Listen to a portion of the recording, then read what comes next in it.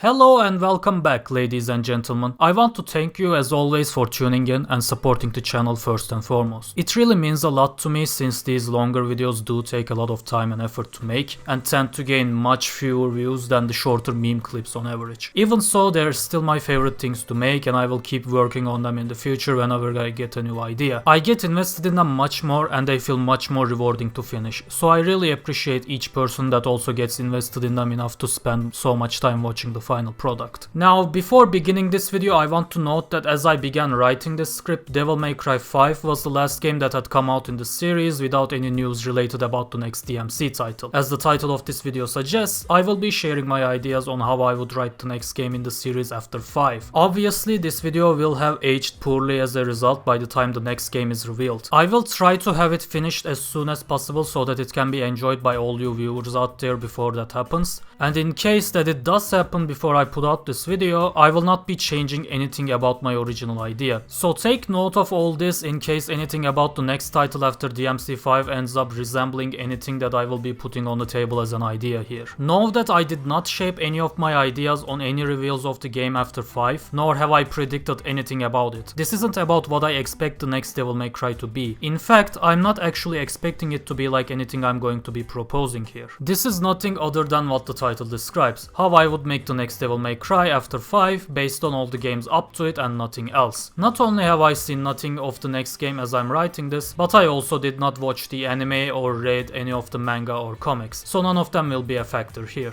And finally, there's one last important thing that I want to add about making my ideal DMC. I, and hopefully you too, do realize that it's not as simple as I'm doing right now to make an actual game like this. It is a giant collaborative process where creative freedom has to be shared by many people rather than just one. And that's not even taking into account the budget, deadlines, constant pressure from higher ups, limitations of available tech, and many other constraints that we're all aware of. I want to make sure to mention this in case any of you out there thinks that I am being ignorant about it, and also in case you really like my ideas here, to remind you that I am not such a good writer that should be hired by Capcom or any other lovely things that you may describe me as. I am pretty sure that it's not so simple for the developers to make any idea they spitball into a full game. I'm positively sure, in fact, that a lot of the raw ideas of many of the developers working on the series are much better than anything I could ever come up with. But everyone that works on an actual AAA game works under such constraints that the ones I'm working under here could not even be compared to. Trust me, the only universe where I could actually make a better DMC game than Capcom is one where I can snap my fingers to make the entire game literally appear out of nowhere just the way I want it. And I think all of us should make sure to be aware of that before moving on. With all of that being said, let's actually begin the video now. After waiting for 11 long years since the release of Devil May Cry 4 in January of 2008, fans of the series finally received more than what they have been wanting for with Devil May Cry 5. Not only did it introduce a plethora of new enemies and bosses to the game, along with new gameplay mechanics and even a whole new playable character, it also brought back a lot of fan favorite elements of the older games, such as many basic enemies and bosses from DMC1, an improved version of the beloved Cerberus boss battle and weapon from DMC3, and Virgil's doppelganger ability from the 2013 reboot. It felt like a complete package, especially with the release of its special edition in late 2020, which didn't only bring Virgil as a playable character into the mix as expected by this point in the series, but it even brought back some old tracks as battle OSTs and even the legendary Dark Knight game mode. Long story short, it's not hard to see how much love and care was put into the game by the developers in order to make that long 11-year wait worth it, and I think it's safe to say that they succeeded spectacularly here. Pretty much everyone I've seen in the fandom is satisfied with the job Capcom did in reviving the series, with the only issues that some people have with it concerning specific parts and aspects of the game's story and soundtrack, which are admittedly pretty valid in my opinion, as I also hold some of these beliefs. But even under the harshest critical lens, DMC5's positives outweigh its negatives so hard that I'm confident in saying that it delivers a great and satisfying experience to each and every fan of the original series overall, easily. And after such a glorious comeback of the franchise, it goes without saying that everyone has faith in the developers' work on the next title in the series, and we are all pretty hopeful about DMC's future again. But as great as this all is, I feel that it's still unfair to a certain portion of the fanbase and to a certain game that had its flaws, but still a lot of time and care put into it as well, and honestly deserve better than what it got. I'm of course talking about the 2013 reboot developed by Ninja Theory. Around the time of its release in 2013, beginning right away from its very first reveal at the Gaming Summit of 2010, 3 years before the actual game even came out, DMC Devil May Cry was ripped to shreds by fans of the original series relentlessly for taking such a drastic turn from its roots and taking the direction towards this extremely edgy and grimy design and atmosphere. Some tweaks were made due to this before the release, and the game ended up being more colorful overall despite still showing that staple 7th generation grittiness and edge at places that so many games were going for at the time. It was kind of the ongoing trend. What's for sure is that it still ended up being a divisive game, angering veterans of the series while most newcomers liked it, one of which was me actually. It was just a fun action game that was easy to get into more than the original title since the combat was simpler and the game was easier overall than the originals. You didn't feel disappointed if you weren't familiar with the depth and challenge of the originals anyway. Its characters were dumb and edgy, but weren't offensively horrible to the point that you wanted to strangle them like many veterans did if you weren't familiar with the original games, because you didn't see how much of a bastardization of their original counterparts they were. However, the hatred for this reboot, even by the veterans, kind of sizzled out and turned into what some may even call nostalgia after the announcement of DMC5. Since the original series is back now stronger than ever, the reboot is regarded as that weird, edgy teenager phase of the series that holds its own unique charm. People warmed up to it over the recent years once it stopped being regarded as the black sheep that killed the original series for good. Yes, many people didn't like the characters and the gameplay changes, but they were more upset about how they were never going to see the original cast of characters and their storyline again because of the reboot. It was meant to replace the series with new faces and a new storyline after all. Many fans were not counting on the possibility of Capcom changing their mind and going for a Devil May Cry 5 even after the reboot's loud negative reception. Most were expecting or dreading even a sequel to DMC Devil May Cry. And funnily enough, although the fandom was mostly relieved to see the original series come back, it actually caused more people to want a sequel for the reboot. I know, by the way, that I'm making several bold and general claims about the fandom's past and current feelings for this game, but these are just my observations, and even though my language may not be portraying it accurately, I am in no way, shape or form telling these as 100% facts. Anyway, not only did the reboot have its own devout fans that wanted to see it continued already before DMC5 was announced, but as far as I've seen, a lot more of the veterans that now have milder opinions and nostalgic memories about this different take on the series have also stated that they wouldn't mind seeing a sequel to the reboot as long as it didn't replace the original series. Even the director of the original series himself, Hideaki Itsuno, has said that the reboot is one of his personal favorite DMC games. What I'm getting at with all of this is that regardless of which version of the series they personally enjoy more, both reboot and original fans seem to be getting along better these days and respecting each other's tastes. And the common idea I see nowadays as a result of that is that everyone would be happy if we got both a DMC Devil May Cry 2 and a DMC 6, essentially continuing both storylines simultaneously. It's kind of a similar idea to how Tiberium Wars and Red Alert are two series under the same franchise, Command and Conquer, with their own storylines and playstyles. I do like this idea as much as anyone else, since I do feel that Capcom and Ninja Theory never got a chance to work on redeeming the reboot based on fan feedback outside of the small tweaks in the definitive edition, and they certainly deserved one. I can't help but feel at least a little disappointed whenever a character or story isn't liked, and instead of trying to nail it better the next time, the creators just throw them out in the trash. I get that this is necessary sometimes due to a lot of constraints, but I cannot help but look for that potential in initially poorly written characters, especially since I have seen how satisfying their redemption can be. I know that many people still look at the reboot characters and just see cringe. I also see that, but I also see massive potential. However, I don't think that working on two different series like this is a good idea, since it would either require a massive budget and many more people, or a lot from both would have to be sacrificed if they were developed simultaneously. If they weren't, and one series' sequel took priority over the other each time, then there would be massive gaps between the releases of titles belonging to the same series, and one batch of fans would always get their presents sooner than the other. And so, I think that a better idea would be to merge these two potential sequels into one and make that the next Devil May Cry. The idea of multiverses with many different versions of the same characters interacting with each other and their timelines and all has been a very strong trend recently, and I really think that at its current state, Devil May Cry is one of the franchises that can utilize this idea in the best way. I'm pretty sure that I am going to enjoy the next title regardless of what it is, but my ideal DMC game would be one that satisfied both parts of the fanbase and thus finally unified them definitively by being a complete and grand celebration of everything Devil Devil May Cry. Well, at least the games. Sadly, like I said before, I haven't watched the anime or read any of the comics, manga or light novels, so they won't factor in here, but if you have anything to add to my idea here based on these things, or one of your own unique ideas that you want to share, then definitely make sure to put it down in the comments. In fact, feel absolutely free to add anything to what I'm going to say here, to correct me if I get things wrong, to criticize my ideas, and to bring in your own. As much as I love discussing all aspects of all the games we currently have in the series, what interests me the most is definitely people's ideas on what the next game should be like, as I've heard countless interesting ideas to think about, such as even a Devil May Cry 0 where we get to play as Sparda. So whatever you want to say, just don't be shy with it. I legit want the comment section of this video to be a full-on discussion board for the next game, and I don't want my idea to be the only one occupying it. Before I forget, by the way, shoutouts to the 4th Snakes video on DMC Devil May Cry's Dante for its Wasted Potential series, where he puts forward the idea of the reboot not being a different timeline than the original at all. He suggests the idea of Reboot Dante being an impersonator of the original due to being inspired by him, and you can see where he goes with this idea in his video, which is linked below. My take on the relationship of these two characters will be different than his, along with everything else obviously, since he looks at how the reboot could have been made better from the beginning, while I'll be looking at what we could do in the future with what we've already got. I still wanted to draw attention to his video, however, since it was what gave me the idea for this video. So go watch his video too after this one at least, cause you never could have gotten this one without it. His is 5 minutes anyway, so it won't take too much of your time either. As one last thing before moving on, let me warn you that this is where I may have to suggest some of you to leave the video and familiarize yourself with the series before watching the rest if you don't want any spoilers for any of the Devil May Cry games that you haven't played. I will be explaining things with the assumption that you're already familiar with all the games, and I will be freely talking about and thus spoiling all of them except for the mobile games. I personally wouldn't worry too much about getting spoiled for DMC 1 and 2 though. DMC 2 is just a horrible game that I would recommend to no one, so just look for a recap instead. There isn't much to be recapped in the first place either, so it wouldn't take too much of your time. The story elements of DMC 1 on the other hand are very few and far in between, and the gameplay is still pretty fun after 2 decades, but there are still elements of it that didn't age well at all and or leave a lot to be desired, so I don't consider it a strictly necessary experience if you're interested in the series, unlike 3, 4 and 5. The reboot really depends, as it is so different than the original series, especially the base game. It does have its bad elements and glaring issues, but I would still call it a good action game overall that offers its own unique experience that is pretty enjoyable by itself overall, but not comparable or faithful to the originals. I still would recommend it, but if you're going to play it, then also play the originals, at least 3, 4 and 5 like I said, to see where the fans' frustration with the reboot stems from and what makes it disappointing as a DMC title despite its redeeming qualities. Overall, what I would recommend at the very least before you watch the rest of this video is to play DMC 3, 4 and 5 and watch a recap or 2 for the rest of them. A few channels that I would recommend for DMC content are Foxcade, Hive Minds, The Gaming Brit Show and The Sphere Hunter with their retrospective and review videos on all of the games. With all of that being said, this is the moment for you to make your decision on whether you want to leave or stay. And if you're still here with your decision made, then let's get to the real meat and potatoes without further ado. Let's begin with the story. I should mention it right away that I'm not going to add any brand new characters here and only make do with the ones we already have. First off, our main villain is going to be Mundus from the original series, who I'm thinking should also be the one instigating the merge of our two worlds with some sort of newfound power of his at the beginning of the game. This could be done in different ways. For one, we could establish at the beginning of the game that Dante and Trish had indeed sealed him away at the end of DMC 1, but it wasn't for as long as they had thought. Although their combined powers were enough to send Mundus back to where he came from at the time, they still weren't as strong as Sparda was when he had sealed him under Valet Island. They were unaware of this, however. Another way is to make it so that Mundus actually shares awareness with his different incarnations in other timelines, or somehow becomes aware of the demise of his reboot incarnation and thus the reboot timeline after the fact for some reason that he cannot comprehend but thinks he can utilize. Maybe his dead cell's power transfers to him somehow and he gets stronger as a result, being able to break away from his shackles before serving the rest of his sentence as he otherwise would. Of course, this phenomenon just happening out of nowhere could go in two different ways. One way is that it creates a compelling mystery as to why this is happening all of a sudden. Is there perhaps a deity above all the demons and timelines we've seen until now that is willing it, for instance? Is there going to be a Jaya JRPG Devil May Cry in the future where we kill God? Who knows? The more likely result though, unfortunately, would be people seeing this as a cheap ass pull to make the two timelines merge. Not to mention the fact that it would always give every poor Homestuck fan out there ultimate dirt PTSD and remind them of the existence of the epilogues. In any case, I cannot think of much of a better way than this to have Mundus return and then create a rift between the two worlds, so let me know down in the comments if you have another better idea to make this happen. Of course, we could also just have the event happen randomly and not only bridge the two worlds but also set Mundus free for some unexplained reason out of nowhere, but that would be a little cheap and lame in my opinion, even though it may actually be the option that makes the most sense out of anything that I've offered. The game takes place after the events of Virgil's downfall play out in the reboot world, and after Dante and Virgil get rid of the Qliphoth rules down in the underworld for good in the original world. During the time he spent sealed away, Mundus was unable to interfere with any of what happened in DMC 2 to 5, but was aware of all of it. Perhaps he had a window to peer through but not pass through, or perhaps some messengers of his that could breach the seal but not break him out of it. Who knows? And honestly, I don't think it's really important how he knows as much as the fact that he knows. Because this is why he decides to open a rift between the two worlds and utilize the resources of the reboot world. He is aware of how strong Sparda's sons have become in his world over the years and have not only joined powers now, but are also accompanied by a third descendant of the Sparda that is just as strong. Plus, not only has he not regained back all of his strength after being sealed away, but most of his powerful servants have also been effortlessly slain by the Sparda family in the recent years. He knows that it won't be long before any of our beloved demon hunters will notice that he's escaped his prison, and that it would only be a matter of time before they hunt him down and seal him again easily at their current power level if he escaped. However, his lust for revenge blinds him, as he does not want anyone or anything besides him to be the one to possibly kill Dante before he could come back. He does not want to wait for another 2000 years locked inside that vault, that's for sure. This combines itself with the thought of using the fresh demon-infested world of the reboot to quickly regain his powers and demon armies, perhaps even surpassing the level they were previously at during DMC1. And so our story begins with his escape and the rift opening between the two worlds. We begin our story through the eyes of reboot Dante with a tutorial section in the reboot world right before the merge happens, where we slay some basic demons to familiarize ourselves with the combat and do some light platforming to learn how to use his angel and demon pools for traverse, maybe ending it all with an easy tutorial boss like the hunter demon from the first level of the reboot game. Story-wise, this is to establish what has happened in that world since we had left it. After all, it's been a long time since we've been here as the audience, while the memory of what last happened in the original timeline is still fresh in our memory. I'll explain why I think beginning the game as reboot Dante is also a good decision gameplay-wise during the gameplay section later on. Here we learn that it's been a few months since the demon and human worlds merged, and Dante has been trying to do his best to keep the demons at bay, but their numbers have been especially overwhelming whenever he encountered them since a few weeks ago, which corresponds to the time frame that his brother emerged as the new powerful ruler of the demons at the end of his DLC story and ordered them to focus their attention on attacking Dante relentlessly. Dante isn't aware of this yet, however, as Virgil intends to gain even more power before revealing himself to him to guarantee a decisive victory, and Dante's mind is just as preoccupied as his hands, since him and Cat have broken up since we've last seen them. I know that some people might have a problem with this since it took the entire game for them to end up as a couple back in 2013, but there are a couple reasons behind why I'm proposing this. Firstly, I think that the two has served their purpose for each other's characters in the reboot, and I want reboot Dante's to now be affected by the original series' cast, which we'll get to soon. Secondly, I'm aiming for them to end up together again by the end with a much stronger bond. You can think of it like Uncharted, spoilers by the way, skip to here if you don't want to hear them, where we've seen Elena so little in the third game because Nathan and her had fallen apart after the second game off screen. Yes, it was somewhat frustrating to see this in the third game since the first two had done so much to finally have them end up together, but they ended up remarrying at the end of Uncharted 3 with more lessons learned about what to do for each other in the future, and this made their relationship in Uncharted 4 work even better than it otherwise would, making the whole divorce hoopla something worth going through in the overall storyline of the series. That is the same type of thing that I'm aiming for here. The third and last reason is that I don't know what to do with Cat, and that's why I want to completely keep her out of the story until the very end. I know that she was an important part of the reboot, but unlike Dante and Virgil, who were written in a cringe-inducing way and wasted despite having massive potential in my eyes, Cat was just bland and almost solely used as a plot device throughout the entire story. If you do have ideas on how she could be included here, however, again, feel free to tell me about it in the comments. As we finish this first level, the rift between the two worlds begin to open, catching Dante's attention. We investigate as him, leading us to the world of the original timeline, where we're also introduced to some demons of this world as basic enemies. Soon enough, we witness something in the horizon that makes it clear that it is likely where we should investigate next. Perhaps a spire of light or the three giant eyes of Mundus that appear in the sky. The demons that we have encountered in this world suddenly start moving towards this location also, confirming our suspicions that this should be the catalyst behind whatever is happening. In the meantime, Reboot Virgil also makes his way to Mundus curiously and actually arrives there much before his brother does. Mundus introduces himself to him, but before he can explain any further, Reboot Virgil challenges him, saying that he knows from experience that he's not that tough and he'll do anything to get more powerful. Mundus kicks his ass of course and warns him that his power is not to be compared to that Kyle Ryder clown and that he could blast his ass to oblivion right now if he wanted to. He says that he sees great potential in him though and offers him to be one of his top minions, promising him that he will make him more powerful and that they will rule this world together. Now I know that Mundus forcing him into servitude rather than offering it would seem more in line with his character, but there are a couple reasons behind why I don't think he should make Reboot Virgil into another Nello Angelo. For one, we already got more than enough Angelo variants in Devil May Cry 5,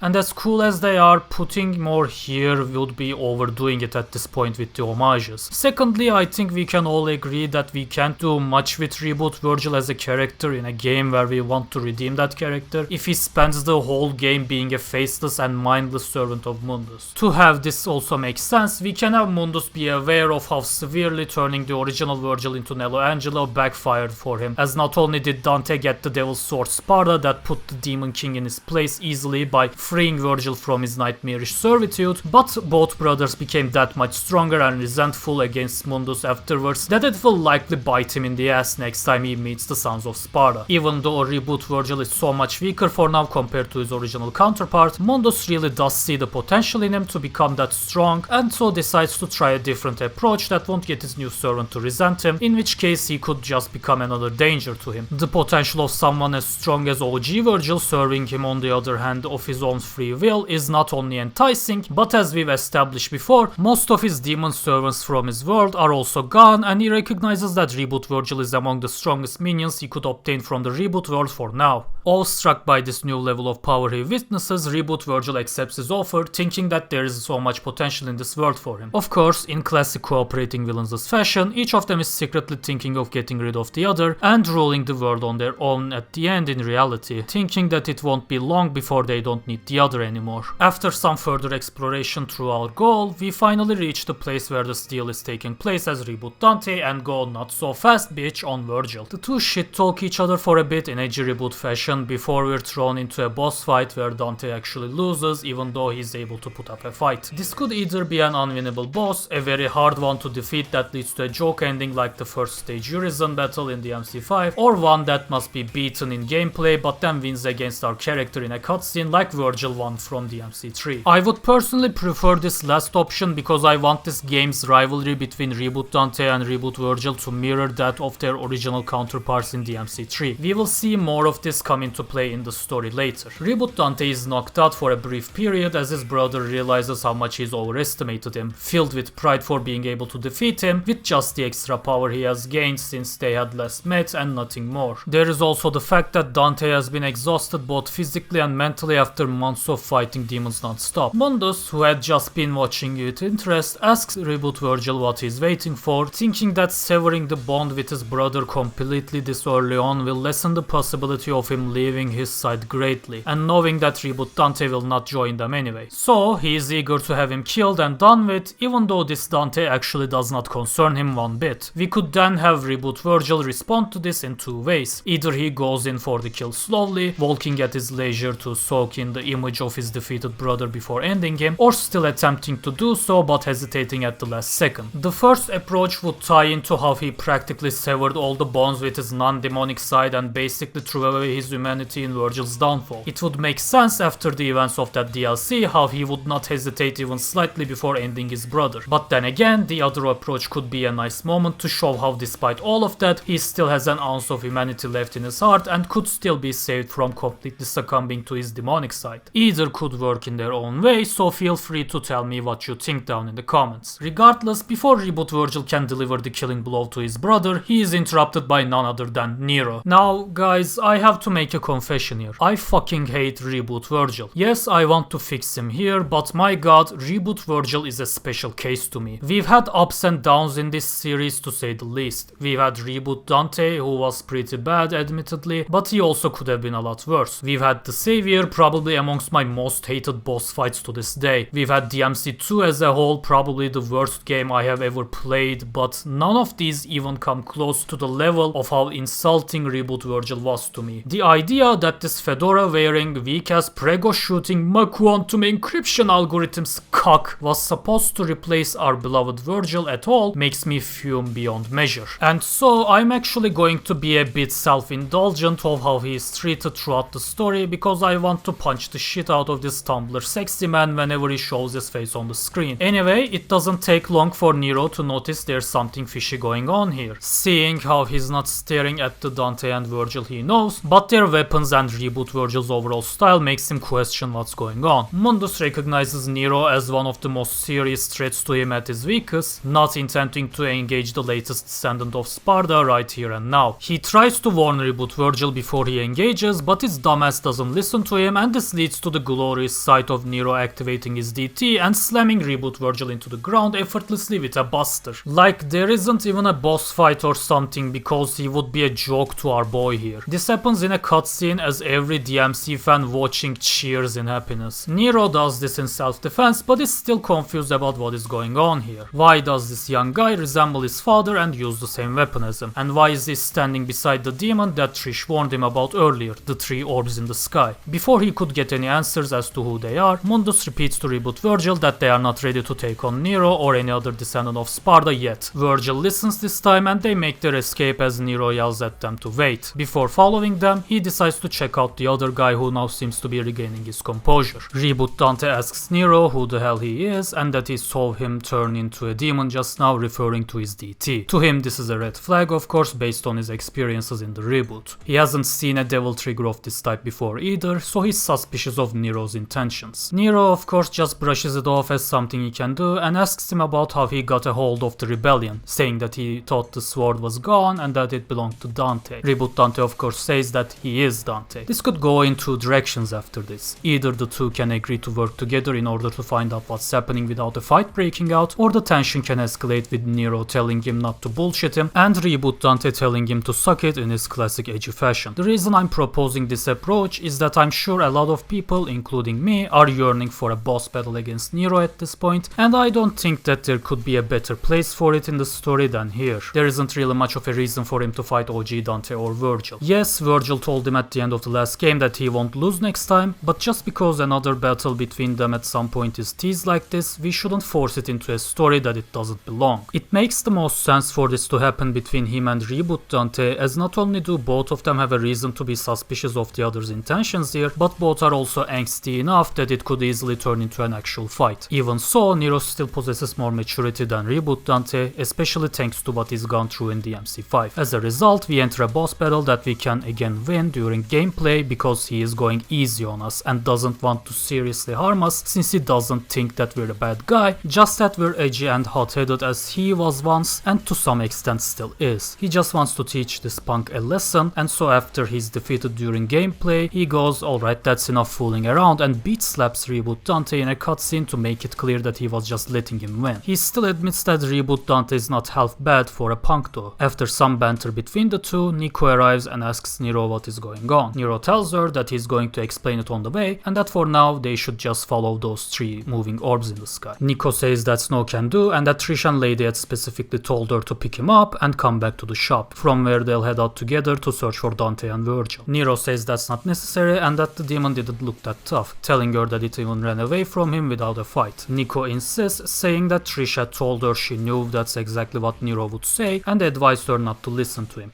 plus that it's her van and she decides where they'll go, plus L plus ratio. Nero sighs and goes fine, whatever at the end. Reboot Dante asks to tag along, since that demon is working with his brother and thus he also needs to track him down. Nico and Nero don't object and let him into the van, but agree amongst themselves that they should probably tread carefully around him. We can either have a few levels here where Nero and Reboot Dante slay some demons together to make a safe way for Nico every now and then, and also explain things to each other, building a bit of trust in between the two and a good understanding of what's going on for both of them. Or we can go straight to the shop where we meet not only Trish and Lady, but also Kyrie, who wants to tag along. Nero panics as he sees her, of course, and asks what she's doing here, pointing fingers at Trish and Lady for dragging her into this without asking him. But not only do they tell him that she came here by her own without anyone telling her, but Kyrie also tells him that even though she's able to ease her worries about his safety most of the time, she has a strong feeling that whatever they're up against this time around must be bad, and so she wants to be by his side and face it together rather than worrying that she won't even know it if anything happens to him. Nero doesn't know what to say at first, as he's just as touched as we all are. He tries to argue that it's not actually that bad and that the demon thereafter seemed pretty weak, but Trish jumps in and says that he's severely mistaken. Nero is taken aback, as this is the first time he's seen Trish this serious. Kyrie goes, "See, I told you," and adds that if Nero is really so confident that it'll be fine, then he should have no worry about being able to protect her if he ever needs to. Nero finally agrees to let her tag along, but under the condition that she never leaves the van unless there are absolutely no demons in the vicinity. She promises him and they share a hug before everyone gets in the van. Trish tells them that they need to find Dante as soon as possible, and to do that it will likely be enough to follow Mundus's trail, but without doing anything flashy that could signal their position to him. The demons of the underworld should have noticed his return too by now and migrating to the human world to gather around him, with Dante and Virgil following their trail into the human world as well. It should only be a matter of time before they cross paths with each other. We play a few more levels from here, but not as Reboot Dante again for a while, in order to finally familiarize with the other characters. Mainly and definitely Nero, and perhaps Trish and Lady also. We will come back to this later in the gameplay section. We play a few more levels here where our characters banter with each other and clear hordes of demons along the way. Trish gives our characters, and thus to us, in case we didn't play the game, some more background on Mundus and the events of DMC1 through dialogue, while Reboot Dante does the same for DMC,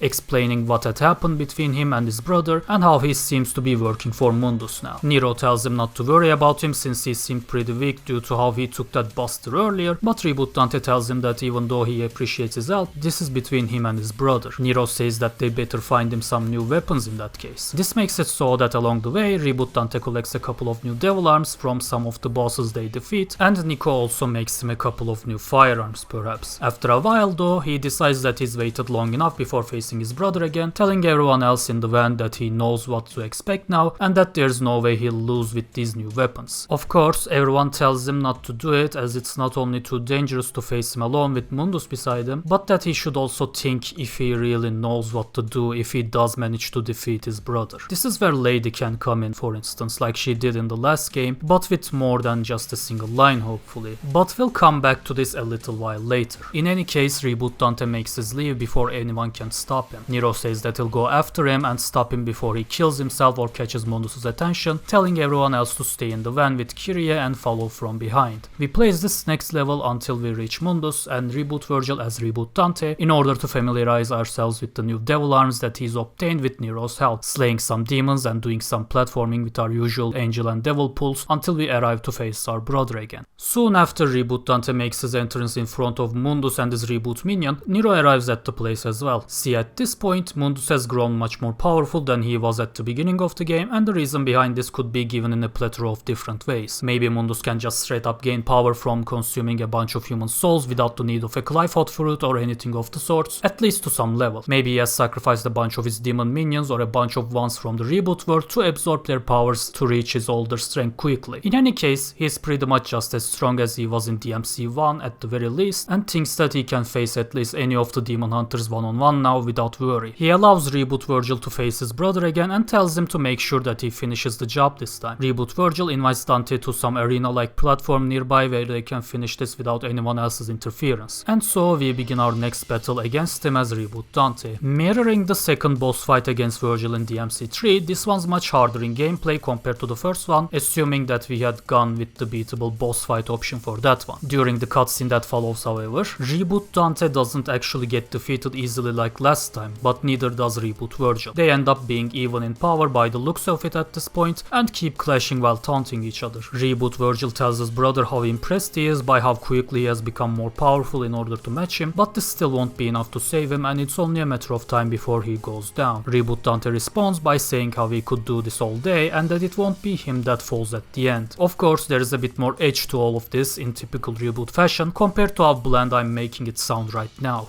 As their weapons keep clashing, Nero faces Mundus in the meantime. Nico stops the van at a safe distance from them, with Trish ready to engage if anything happens and Lady guarding the vehicle. This doesn't escape Mundus' attention and he uses it to threaten Nero and get him to act brashly, saying that he knows who he has stashed in that van. In his anger, Nero tries to strike him with all his might, but his tactlessness causes him to go down quickly, not knocking him out completely, but drawing him to the brink of absolute defeat, similar to how Urizen had almost killed him in DMC5 before Dante swooped in. Kyrie screams and tries to reach out to Nero, but Lady and Nico hold her back from stepping outside of the van. As Nero is also holding out to her while heavily breathing and bloodied on the ground, Trish tries to block the killing blow that Mundus was planning to land on Nero, despite knowing that she won't be able to withstand it. But she doesn't need to at the end because, surprise, it's Dante. The strength of the blow is still enough to push him back even in his STT form, but he withstands it and holds his ground nonetheless. Everyone is relieved to see him, and after greeting everyone with a quick gesture, he tells Trish to look after Nero and leave Mundus to him. Mundus is of course fuming due to finally seeing Dante's face again, and Dante's feelings towards him are not too different either of course, but he shows them in a less serious way in classic Dante fashion. Mundus tells him that he can be sure it's not going to be like last time, and that he can especially never hope to defeat him without the others. Dante says that it's too bad then that he didn't come alone. We then switch back to where the Reboot brothers are still fighting, and it's finally broken up by none other than the real Virgil. He asks what sort of twisted creations Mundus has been working on again, now making a mockery of Dante and him as he did last time with their mother. We see a glimpse of resentment against that statement in Trish's face for a moment, but she keeps her cool and doesn't say anything. Reboot Virgil laughs at Virgil's face, totally clueless about the kind of ass beating that is in store for him. He tells the old man to move along before he hurts himself, to which Virgil calmly expresses that these imposters ought to be taught a lesson, and switches to his STT form while unsheathing the Yamato. Recalling his earlier exchange with Nero, who had popped his own DT before slamming him into the ground, we see a sign of distress in Reboot Virgil's face due to being struck with the sudden knowledge of how he fucked up before we are thrown into a boss fight as OG Virgil. I know it's apparent that this part is also quite self-indulgent, as it's a part of my lust for OG characters beating Reboot Virgil's ass, but I promise that this will be the last of these, and I'm just doing it because for quite a while now I've been wanting to see the real Virgil kick this pathetic excuses ass into oblivion. This isn't really even a real boss fight, it's just a tutorial level for OG Virgil to have us learn the character's mechanics, similar to the likes of the tutorial battle against Dante at the beginning of DMC4. Once this is over and Mundus ends up witnessing the full power of Dante and Virgil back to back, he says that Dante indeed has a point. Even though he's far stronger than when he was reawakened, he's still not dumb enough to take the two brothers head on right now, especially with all of their company to support them. His new minion clearly needs to be far more than what he currently is too. He escapes with Reboot Virgil again, and Dante hesitates for a moment on whether or not he should follow before Reboot Dante finally catches his attention. He asks about him to the rest of the crew, and they quickly inform him of what's going on with as few words as possible. He then approaches this young version of himself from another world, who seems to have caught Virgil's attention as well. After some quick banter between the three, Reboot Dante remarks that he's noticed how strong they are and also seem to be on good terms after years of rivalry. This is the point where he begins to realize that maybe what's between him and his brother doesn't have to end in bloodshed either, and he asks them if they can point him in the right direction too. This is the first major lump of character development we see in him, and more will be on the way, as you'll see soon enough. Dante wants to help but remains unsure of what exactly to say to him for a moment, during which Virgil's patience runs out and he points out that they have no time for this and that Reboot Dante and his brother can figure this out on their own once they defeat Mundus and send everyone to their own world. This is expected for everyone familiar with Virgil, of course, not only because of his character but because of how many different and strong reasons for hating Mundus he has, dwarfing even Dante and Trish's reasons. We will come back to this as well in a short while. Dante tries to calm his brother down along with the rest of the OG crew, trying to tell him that it'll be better if they chase after Mundus together, but Virgil wants no company as usual and flies after our main villain in his STT form. Dante says that he'll go and look after him, and before leaving teases Reboot Dante also also by saying that if he is eager to learn from him, then his first lesson is to learn how to keep up.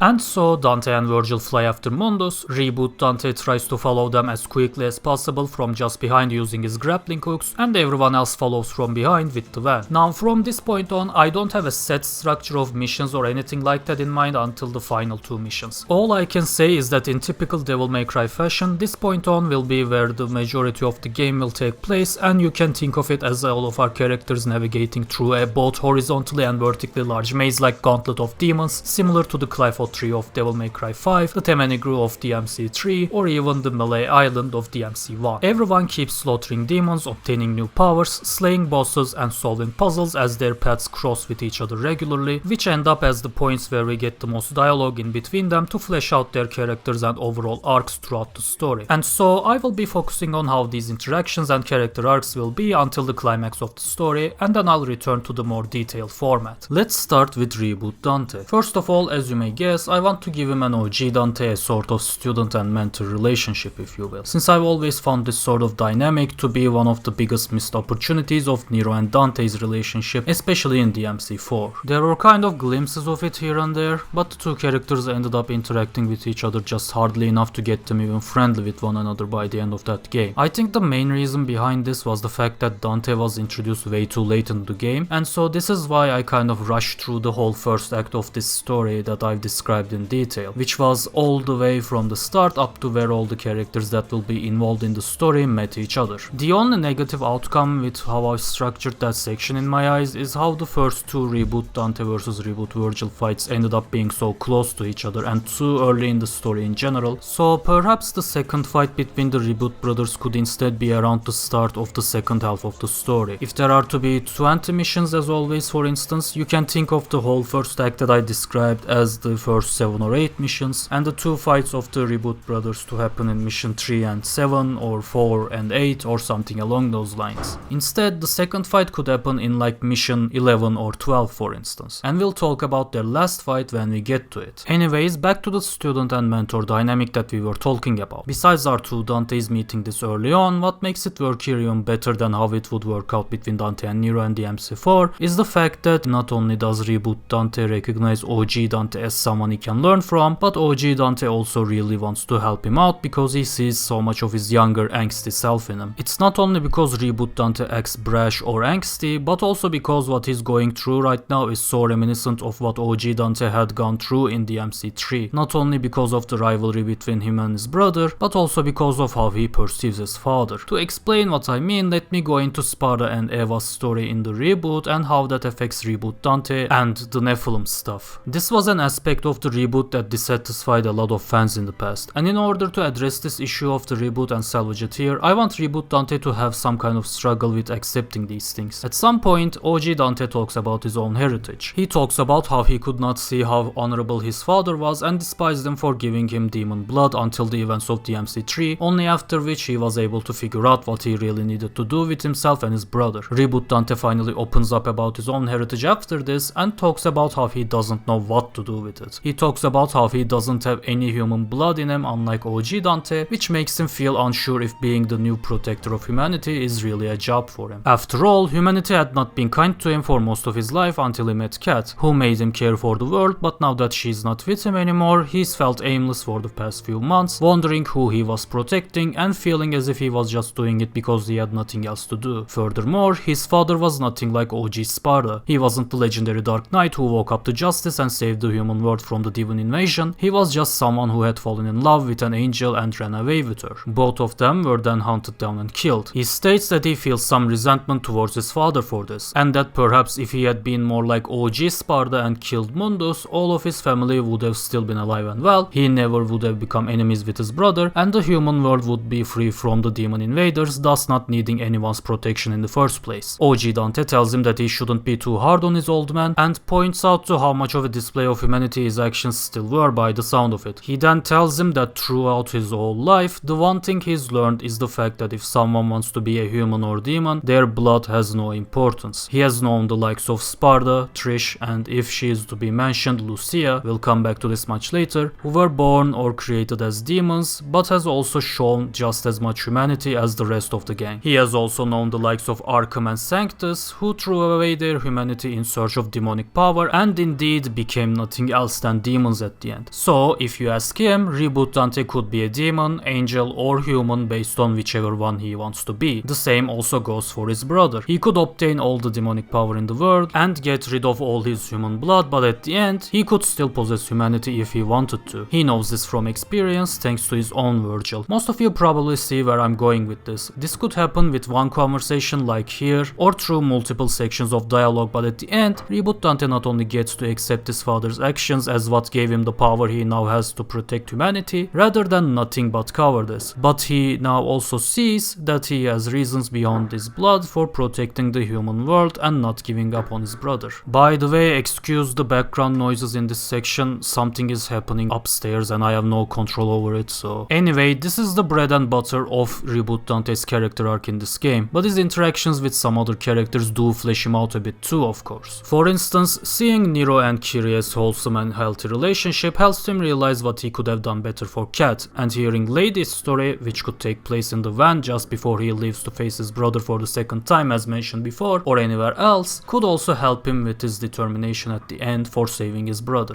It's also because it's hard for me to really find anything for Lady herself as an arc. I know that her and Trish were kind of used poorly in DMC 4 and 5, and we'll come back to Trish in a bit, but I kind of understand why Lady was mostly reduced to a background character. Like, what can you even give her after DMC 3? Her whole arc felt so complete in a single game that I have a feeling it could even feel forced if we give her a new one here at this point. So this is one of the few meaningful things we can give her at all. She tells Reboot Dante about what she did to her father, and even though she knows that he deserved it since he was nothing but pure evil at the end, it still took its toll on her, and she wishes that her father's madness could have been prevented before it took hold of him. In other words, she's basically telling Reboot Dante that if he continues to escalate the rivalry between him and his brother rather than trying to lead him into the correct path, it could lead him to a place at the end where he has to make that difficult choice that she once made, and it would be too late to turn back. Besides this, she could also make amends with OG Virgil during a scene, since this is the first time they would be seeing each other since the events of DMC3. She would likely be taking the first step for it since Virgil is a stubborn asshole, and tell him that they should get over what happened and work together to stop Mundus. She tells him that she still can't get over her own mother's death and would like to help him and Dante with whatever possible in order to make the Demon King pay for what he's done. Even though Virgil is still too stubborn and dumb to admit that anyone other than him could feel the same kind of pain for losing a mother, he still shows his appreciation and respect, and this is just one of many interactions that will help his character arc, which will be our main focus next to Reboot Dante's. Trish and Dante have their own personal beefs with Mundus, as he scarred both of them in the past as he did with Virgil. This is what comes into play the most regarding the arcs of those two. We've talked about Lady just now, and Nico is just a fun character to have around and the provider for the group, driving them around and making weapons for them, mainly devil breakers for Nero as always, which I think is perfect for her. Not every character has to be this deep and layered personality that you discuss for hours. Sometimes you need that Chika Fujiwara type girl to lighten the mood a bit, and Nico did this perfectly in DMC5, which made her a more than welcome addition to the cast. The same goes for Patty and Morrison if they ever make an appearance. I personally don't have any plans for them here, but they could have a few short appearances here and there, most likely in the actual DMC shop as before. This leaves us of course with Nero, Virgil and Kyrie, and here is where we have our second big character arc. You can think of it as one arc shared by Nero and Virgil, supported by Kyrie massively. As nice as Nero cared for his father and uncle in DMC5 was, I think all of us can admit that the game still ended kind of abruptly in this regard. It was basically Virgil not being able to deal with just learning about having a son and then having his ass handed to him by said son and going fuck this shit, I'm out. I get that it was a lot to take in for him, but my guy really just used the Clifford roots as a reason to go, nice to meet you son, I'm off to buy cigs now, see you 10 years later. Now I know this was what Capcom intended, as there wasn't any time left to flesh out the father-son relationship more anyway, since it was literally the last level, and they are probably intending to focus on this in the next title. And that's what I'm also going to focus on here, since this would be the only logical and natural continuation to the arcs of these two characters. Both of them feel pretty complete now besides that. So how do we begin to have Virgil coming to terms with the fact that he has a son that grew without him and also ended up being the one whose arm he cut off? He's done a lot of shit that he needs to answer for, so how do we make him do that instead of dueling his son and dipping again? It's not like Nero is the type that would listen to Virgil talk for more than 5 minutes without getting fed up with it and spouting some angsty shit that will trigger another fight gap between them anyway. So we do it with Kyrie. Now before going into this, I want to talk about Kyrie for a bit, mainly about why I wanted her to be much more involved in the story compared to the last two games and why I think she's so important to the series. I've personally always found Kyrie to be a character with massive potential for DMC's story, ironically for the same reason that she always seems to be underutilized. Kyrie is by no means a fighter, we all know this, and I don't intend to make her one. Not only because you would need a pretty contrived and forced way to make that happen that would just feel dumb, but also because that's her greatest quality. Almost all of Devil May Cry's characters, male or female, are known for being capable fighters with their own unique set of skills and weapons. And I find it so frustrating that none of the characters that doesn't fit this criteria is given no more than 5 minutes of screen time, with the exception of Nico, who is fun but not much beyond that, and Cat, who could win a blendless competition against a brick wall and is pretty much always a plot device in the game she's in. Kyrie has the most potential out of any character like this in the series in my opinion, and yet DMC4 just uses her as a damsel in distress with like 5 lines in total and nothing else, and 5 just gives her 2 lines, which are admittedly very good lines, but that just makes you wish you had more. She doesn't even make an appearance on screen in that game. Like, fans are so blue-balled about this that they make their own renditions of how they think Kyrie would look like in DMC5. Anyway, like I was saying, the fact that Kyrie is not a fighter is exactly why she is the perfect character in a series filled with strong male and female fighters, to remind us that strength is not always all about fighting prowess. Think about why we love Uncle Iroh so much for a second. Iroh is easily one of the most skilled and powerful benders that we see in The Last Airbender, so much so that he could likely solve most of his problems with his fighting prowess alone, except for actually beating Ozai in a fight perhaps, but he doesn't see that as real strength. The reason behind why we are all fascinated by his wisdom much more than his power, the reason why our mind always goes to his tea session with Toph, his lectures for Zuko, and his merciful and wise reaction to the guy that tries to mug him, which is probably the best display of this philosophy of his. It's not only that he is so peaceful and chooses to share his wisdom with everyone to heal their scars and help them, it's also that he chooses to be patient and compassionate towards everyone despite not having to be. His role in how the story of Atlas shapes itself is pretty significant, but that's because of his ability to touch deep into the other characters' lives and souls, not because of his ability to firebend so well. Similarly, I want to show here that Kyrie is not so peaceful with everyone just because she is a submissive pushover, but because she sees value in what she can bring to the table if she tags along, and that's not slaying demons but helping to fix a broken family. How she stands up to Nero and demands to join the demon hunters in their quest into the demon-infested world in the first act here already proves to us that Kyrie is not just a damsel in distress type character that the previous games would have us believe. Not that there is anything wrong about that sort of a character in the first place, even though I know a lot of people think otherwise. I think that all sorts of characters can be good additions if they are put in the correct story and used correctly. But for Kyrie, this just holds her back, and I'm planning to utilize her potential by having her not only bridge the gap between Nero and Virgil, but also having her own character flesh out a bit more here. Here's how we do it. Since it's the only language he really knows, and to stay true to his word that he gave at the end of DMC5, Virgil challenges Nero as soon as he sees him back on his feet and able to kick demon ass again. Nero is not thrilled about the idea so much, but feels too prideful to turn him down as we would expect. However, Kyrie runs in between them and tells assertively that her boyfriend is not going to be dueling his dad on her watch over petty rivalry, essentially doing what Nero did at the end of DMC5 for Dante and Virgil. Nero obliges of course, while Virgil attempts to change her mind via provocation, dragging the conversation towards why she is here despite knowing that she doesn't have what it takes to face these demons as they do, even going so far as to call her dead weight on her son, someone that's worrying him constantly and thus preventing him from using all of his focus. Nero of course gets furious at him for talking to her that way, but Kyrie stands her ground and calms him down. Virgil finally obliges too, hiding behind what he last said as the reason they're going to have to fight another day then. In reality, he really believes just half of the things that he says to Kyrie here. He still has some deeply rooted superiority complex against full humans like her, but also recognizes her courage, bringing herself here and stepping in between him and Nero like that as something commendable, even though he doesn't admit it at first. He also sees a link between Nero's power and how protective he is with her, making him question his obsession with distancing himself from the human world even more than before, becoming the first step into his admission that he's been following the wrong path all along. The next time or the other that they meet, Kyrie even goes out of her way to talk to him without Nero beside her, thinking that it could make things less heated as she tries to reach out to his father for him, which is when Virgil begrudgingly grudgingly acknowledges that he hasn't been with Nero throughout all of his life and left him alone, which was fucked up even if he had done it unknowingly. And he thanks Kyrie for being there for him. This could happen, for instance, after Kyrie brings up some memories of him and Nero from their childhood together, hitting Virgil with the cold hard truth that he wasn't there to witness all of that and be with his son as he grew up because he was too obsessed with seeking power, which then caused him to become a mindless servant of the Demon King there now after, stealing years from his life during which he could have perhaps learned of Nero's existence and been with him from that point on. This realization not only causes him to admit his wrongs as a father to Kyrie right then and there, but deepens his grudge for Mundus even further, as if it wasn't already beyond everyone else's grudge for him, which works wonders for the eventual climax of the story. As a response to his admission, Kyrie advises him to do better for his son from this point on rather than regretting the past. After all, Nero decided to put himself between him and Dante because he wanted neither of them to be consumed by this rivalry anymore, to the point where it would end with one of them killing the other. He has always been distraught about Credo's demise and blamed himself too, especially during times where he would have to comfort her about it. It certainly wasn't easy for either of them, and he didn't want to go through that pain again. Her spitting out such wisdom to Virgil not only brings out some of that Uncle Iroh energy in her that I was talking about earlier, but for the first time we finally see Kyrie mention what happened to Credo and how tough that's been for her to accept too. Seriously, this is the type of stuff I mean when I say how much Capcom wasted this character so far and just used her as a plot device to the point where she never gave a single reaction to or talk about the fate of her brother. Even in 5, when Credo is mentioned once, it is by Nero rather than her. It's crazy to think that we really never had a scene of our girl mourning her brother's early demise in 2 whole games. I just don't get why she keeps getting this treatment. It's even worse than how poorly they've been using Trish and Lady recently, to be honest, so even if it's not done my way, I think we really need to see some real character moments like this for Kyrie. Otherwise, don't even bother mentioning her name and giving her 2 lines at this point. Anyway, of course, we already knew what Kyrie explains to Virgil as the audience, since we all know Nero's speech near the end of the MC5 as he runs up the Glyphot route, but Virgil never heard that. As a result, this is the first time Virgil truly grasps how much he means to his son despite all of his wrongdoings. He promises to himself and to Kyrie that he will be there for Nero from now on, and even thanks her for sharing all of this with him. And the next time they meet, likely right before the climax, he could finally reconcile with Nero and tell him that he won't run away from his family anymore if they manage to get through this. I would even like the 2 of them share a hug, to be honest. At this point, it should be obvious to everyone what I'm trying to do with Virgil. He has an arc where he reconciles with his son and shows respect and sympathy to Kyrie. He also makes amends with Lady, and Reboot Virgil is even a stronger reminder than the manifestations of his nightmares from the previous game of the years that he served under Mundus, literally being an alternative version of him doing the same thing before his very eyes. The one difference, of course, is that Reboot Virgil is fully conscious and doing this willingly, which is far more disgusting than if he was turned into an Angelo puppet like him. What Reboot Virgil represents to him is his search for power taken to an extreme. It's not even for protecting anything or anyone but to just rule over the demons. And this version of him is so much weaker for it, to the point that both him and Nero was able to kick his ass without breaking a sweat. It's literally a walking, breathing signal for him, telling him what not to be. This unending obsession with seeking power has actually never proven useful to him until now, as Virgil or Urizen, and it will keep disappointing him as long as he keeps insisting. It has to be obvious at this point that this is not the way he will ever match Sparda's power as he wants to. It has been an endeavor for different characters in the series up to now to make Virgil realize this, and it's been a recurring theme. We're at a point where there's not much to do with the other OG characters without introducing new plotlines. So I want this game to be the one to tie up all of these loose ends for these OG characters before introducing new things to the series. Regardless of how it's done, I want the next DMC game to be where Virgil finally internalizes, understands and accepts this lesson definitively. We can still have this power and motivation aspect to his character that we all love, but I don't want it to always keep being this I gotta reject my humanity and chase demonic strength and fight my brother for my power and motivation stuff. That's what will start getting old very quickly in my opinion if we keep going with it after this point. We can still have him be this calm and collected master of precise attacks, belittling his enemies and acting more serious than his brother, but he needs to change his ways and address his mistakes at this point. I mean, one even caused so much innocent people to die and turn into hollow ash statues in the last game for a fucking demon apple. Yes, I know that there's the argument that we shouldn't treat everything Urizen did as if Virgil did it, but he must still hold some responsibility and do do some pretty selfless stuff from now on to redeem himself. He owes it to everyone in the team really. I want to briefly talk about Virgil's dynamic with Dante and Trish here also. I've always thought that one of the most interesting relationships that this series could explore would be Virgil and Trish because of the reasons that I really shouldn't have to explain. I've already flashed a bit of this at the end of the first act, and it escalates from there as you can imagine. Virgil sees Trish as a bastardization of their mother and is of course not afraid to be vocal about it when they meet. And Trish is of course having none of it. She tells Virgil that if he's really so insulted that she was created to look like Eva, then the one he should take his revenge from is not her but Mundus. This is where we dive into Trish's psyche a bit for the first time, which I really think should have been done at some point throughout the series. It's especially a missed opportunity when you think of how minor her role has been in the last two games. Trish is a full demon, the only full demon in the group. Yes, there was Lucia in 2, but she never appeared again in the rest of the series and I will come back to her much later in the video. Back to Trish, on top of being created to trick Dante, who then saved her despite her treachery, there is also the fact that because she was created to look like Eva, her image would be tormenting him in his last moments if she had actually captured Dante successfully for Mundus. Imagine trusting someone because they remind you of a mother that you had loved very much before you lost them to a demon attack led by their king, only for that person to then reveal themselves as a demon servant of that king and betray you, watching your final moments in amusement as the demon king torments you. It's really impressive in the first place that Dante actually saved her life despite learning of her true nature and spared her. It really tells you a lot about him as a character when you think about it. What Mundus did is such a uniquely creative way of being fucked up, and add to the fact that this same guy also turned Dante's brother into a mindless puppet and made them fight each other. You can easily see now why I have decided to make Mundus return as the main villain in this big and involved DMC scenario where I want to tie all the loose ends. This fucker is so powerful and vicious, and he has caused so much suffering to some of our oldest characters at such a personal level that I wish he was more of a staple villain of the series, appearing and getting referenced much more even when he's not the threat. Kind of like how everything always ties back to Dio somehow in JoJo's Bizarre Adventure, and how everyone even remotely familiar with the series from a distance can recognize him easily. Back to Trish again, she finally snaps at Virgil and explains how she's aware of what she's making him feel. In fact, she knows that it couldn't have been easy for Dante either to have her by his side this much for all these years, despite how much care and compassion he has showed her until now. He knows after all that she just looks like his mother, and even if he doesn't hate her for it like Virgil does, it cannot be easy for someone close to you, someone that you spend so much time with, to constantly remind you of someone that you had once lost. If that's not the case, then Dante could be feeling some sort of comfort in having her besides him to fill that hole in his soul that was opened by the loss of his mother. Either way, it's sort of fucked up. She knows this, but she doesn't feel guilty for it because it was Mundus's doing, not hers. She understands why Virgil is pissed too, but he can't expect her to go out of her way to look like someone else every time she's around him and Dante. And he certainly can't expect her to be sorry about her appearance or existence either, since she didn't choose either. Mundus did. He should remember that when the time comes to face him. She surely will, because she always remembers it every day, which is why she wants to make that bastard pay as much as him and Dante does. Virgil takes her word for it and tells her that he will be waiting to see her prove this when the time comes in that case. And that's about it for him and Trish. I see Trish as a really interesting character in the series to explore thanks to her backstory, and I really wanted to do that here. I think this is definitely the way to go for her if we want to see her and Lady shine a bit more in the upcoming titles compared to 4 and 5. I mean this in terms of story, of course. I know they are both playable in DMC4, but without much story and with the same levels as far as I know. Lastly, of course, we have Dante and Virgil's relationship now that they're on good terms, which is one that takes slower to bond the two characters. It's more natural with more casual banter and with less dramatic moments like the others we've discussed so far, since they spend most of their time together now and don't have much to share anyway that they don't already both know. Virgil can see that Dante's mood is up now because he got him. He already knows that even though they faced each other countless times now, his brother cared for him and just wanted to get him back. This was obvious up to DMC5, and in that game, Dante was more aggressive because he thought that Virgil really went too far this time. But I still don't think he wanted to actually murder his brother at the end, despite what he might have told Nero and made him believe. But that's up for debate, so I'm just going to say that maybe a scene here or there where Dante actually admits it out loud that he's been scared of losing him like he had lost Eva, and that he's glad they're here right now as they are, could make a good addition and milestone for this dynamic. And that's pretty much it. There's not much else to be said here. Like Like I said, it's a much more chill dynamic than the others we've explored. They already made up at the end of DMC5, so they just bond a bit more here while slaying demons together and having some friendly competition over it and such. And with all of that, we can finally move on to how this whole story comes to an end. Here, Mundus will be serving as our big bad that we fight not at the very end, but right before it. Kind of like Arkham or Urizen, but much better and memorable preferably, especially compared to the former. I do want this send-off to be proper here, so not only do we need a pretty good fight in the gameplay department, but we also need some of that visual flair. As much as the fight itself, in my opinion, against Mundus in DMC1 was not the best gameplay-wise, the spectacle was definitely sufficient, so I would want the fight here to either replicate or surpass that feeling of fighting this larger-than-life villain that is clearly miles ahead of what you have been fighting up to that point. This almost godlike figure that towers over you. He is the king of all demons after all. As for how this fight is structured, there are 3 phases just like in DMC1 where Mundus appears in different forms. These do not have to resemble his 3 forms in DMC1 exactly, of course, because I especially find his final form where he looks like this grotesque Resident Evil monster in that game kind of lame. Now I get that it was done with purpose behind it, but I would still like it to at least be tweaked a bit so that we can preserve that ugliness Mundus tries to hide, but still don't end up with just a blob that can barely carry itself around. I don't think any of us would want to see another boss like that in the series by now, especially after Arkham in DMC3. The other reason behind why I want to make this a 3-phase fight is because I also want whom we play as to change as well, not just what we're up against. Those 3 characters that we switch between are Trish, Dante and Virgil, since Nero and Lady don't have that much of a personal beef with Mundus, and Reboot Dante just wants to face his brother rather than the demon king of this world. Him and Reboot Virgil agreed to settle this in between them once and for all without anyone interfering and take their leave before the final battle starts, while Lady and Nero deal with holding back hordes of lesser demons from both worlds as Trish, Dante and Virgil take on Mundus. Now there are a couple of ways we could do these phases. One option is to play as Trish during the first phase, Virgil during the second phase and Dante during the third and final phase. This way we end up giving Trish a significant role in the final battle as she deserves when that battles against his twisted creator, while still giving the bigger role to our beloved Sons of Sparda. Virgil easily has the biggest beef with him and despises him so much on such a deep and personal level, while him and Dante share that same amount of mutual hatred for each other. Not only does Dante want to get rid of Mundus for good this time, but he's also who Mundus is truly after. He fumes at the sight of Dante and wants to take his revenge on him first and foremost. Virgil and Trish are of little importance to him, while Wacky Woohoo Pizza Man himself is still alive. And of course, this is also the oldest rivalry in the series and the rematch that has been long overdue. It all ends as the same way it started, with Dante against Mundus. Alternatively, we could also play as Trish, then Dante and then finally Virgil if we wish to go in the order of who wants to kill Mundus more from least to the most. We could even give the first phase to Dante and second phase to Trish in this game if we follow that logic, since her and Virgil are the ones that are shown to be fuming the most at the sight of Mundus in this game. But it would be unreasonable to have Trish take on a stronger form of Mundus than Dante does, since she is not as powerful as either of the brothers. We don't get the classic Dante vs Mundus rematch as the end phase here either, but I think that this would still be equally as satisfying because of how much Virgil hates Mundus and has never get the chance to defeat him even once like Dante has. Plus, we have already given our fair share of final bosses in the series for Dante and Nero to defeat, but never gave one for Virgil. When he was involved, he was mostly on the opposite side getting his ass beat. So I think that playing as him during the last phase would make a lot of fans happy and serve the character some justice. Regardless of how we go with this though, the final blow is still shared by the 3 characters when Mundus is finally brought to his knees. This is when Dante and Virgil share their iconic pose with one holding Ebony and the other holding Ivory as they did against Arkham in DMC3. But before they shoot, Trish also imbues the 2 firearms with her lightning as she did at the end of DMC1. And so, Dante and Virgil shoot the Demon King with their enchanted weapons, either killing or banishing him for good this time. And with that, we give the best possible send-off for our oldest and greatest villain in the series, while honoring all 3 of our characters that suffered the most because of him, with some nostalgic references to the past. But of course, this is not where our story ends, as we have honored our OG characters as gracefully as we can with this, but that's still not everyone, since we've had another goal behind making this a multiverse story and giving Reboot Dante all this development throughout the story. So it's time for his final confrontation now. In classic Mission 20 fashion, we end the game with a final battle against Virgil, the Reboot one in this case, where we play as a Reboot reboot Dante that has not only grown more powerful since the game's beginning, but has also grown as a person too. He still has that cocky attitude and angsty style, but he knows that it's up to him now to help his brother get back together with Cat and go back to protecting humanity, and maybe even free his father from his eternal torment finally if he can afterwards. It's not because he shares any blood with him or his brother. It's not because there's human blood in him either. It's because he wants justice for his family, for his girlfriend, and for humanity. He has taken OG Dante's philosophy and what he had said about both incarnations of Sparda to heart, and is no longer intending to face his brother just to kick his ass, but to also put some sense into him. He tries to make him realize what he has realized at first, that this is not what their parents would have wanted for them, and that he'll never find whatever he's looking for by following this path. Reboot Virgil, on the other hand, has grown more powerful like him too, but hasn't matured at all, so he disregards all of what he says and just calls him another obstacle in his way to more power. Yeah, if you can't tell by now, I really fucking love Devil May Cry 3. And to respect its legacy, of course, the fight also resembles it in its difficulty, unlike that joke of a fight against Virgil in the reboot. It's a brutal challenge that fixes the biggest problem with reboot Virgil, being a pathetic wimp. Although he's still not as strong as any of our OG characters even after his escapades with Mundus, he's not just a joke compared to reboot Dante anymore, neither in terms of narrative or in terms of gameplay. At the end of the fight, Dante emerges definitively victorious this time, but shows his brother mercy, not having to be pushed towards it by Cat or anyone else like last time, but because he doesn't lose himself like he had back then, which shows how much he's truly grown. As he reaches his hand out to his defeated brother, the sky clears and the demon hordes can be seen retreating in the distance, clearly implying that Mundus has just been defeated by the OG cast. He tells his brother that there's nothing left for them here and that it's time to go home. Virgil agrees that it's time to go back since this world has given him nothing despite showing so much promise, but that it doesn't need his brother's help to do so. He stands up without his help, unlike the reboots, but despite everything, we still hear some remorse in his voice when he says that Dante has won and that he should go do what he's promised himself to do now and forget about him, instead of something along the lines of how it's not over and that he will be back stronger. Again, I know this feels too similar to the MC3, but we gotta give reboot Virgil's character something too here. And even though it feels a bit cliche, I still think that it reflects how some doubt about what he's been doing has been put inside him for the first time now quite nicely. He still clearly feels unsure of himself now, and some of that humanity that he so desperately tried to get rid of in the reboot DLC has still managed to creep itself back in thanks to his brother's actions here. But he still doesn't want to help admit that his brother is right, so he leaves after saying to his brother that he can't help him. Reboot Dante reaches out for his brother, but he quickly goes back into the reboot world by reaching a tear between the two worlds in the distance right before it closes thanks to his faster platforming abilities. Reboot Dante guesses that it's going to have to be another day then, and looks back in the distance towards Nico's van, around which the OG cast is gathered and looking at him. They signal their final goodbyes to each other with a few gestures, and the two Dantes look at each other knowingly one last time before Reboot Dante goes back into his world using a tear next to him, after which the whole rift between the two worlds finally close. In the epilogue, we see Reboot Dante come to Cat's door and ask if they could try it again, to which she responds with a hug, telling him how much she was worried about him and couldn't understand what was going on outside. Dante asks if that means a yes, and Cat pauses for a moment as she notices that something changed about him, even if she can't quite tell what it is. And then Reboot Dante says, let's just say someone filled my dark soul with light or some stupid DMC shit like that, I don't know. Listen, this script is so long at this point and my brain is slowly melting, okay? There are 2 more sections after this and I haven't even recorded or edited any of it, so just fill in some of the blanks yourselves here. We've already been over everything that's really important, so just make up some heartfelt ending for the OG characters in the OG world yourselves too. I can't think of anything at this point. Let's just say that Dante, Trish and Lady show Virgil the office while they small talk for a bit. Maybe there's a Patty or Morrison cameo too, why not? And then Virgil sees Eva's picture on the desk and then Dante puts some old picture of him and Virgil next to it too, or a full family picture, why not? Telling that he's been holding on to it. They get sentimental for a few seconds before Nico and Nero arrive with the van at the door, and Nero goes, hey dad, are you ready for your first shift or something? And then Virgil gets in and says some goofy dad joke as stuff like, I really like the horsepower of this vehicle. And they ride into the sunset, but oh no, there are demons. They also surround the office all of a sudden, and more surround Cat and Reboot Dante as they are hugging in the reboot world. So we finally get to our classic credits combat section with all of the characters as the credits roll, and boom, there, done. done. Oh boy,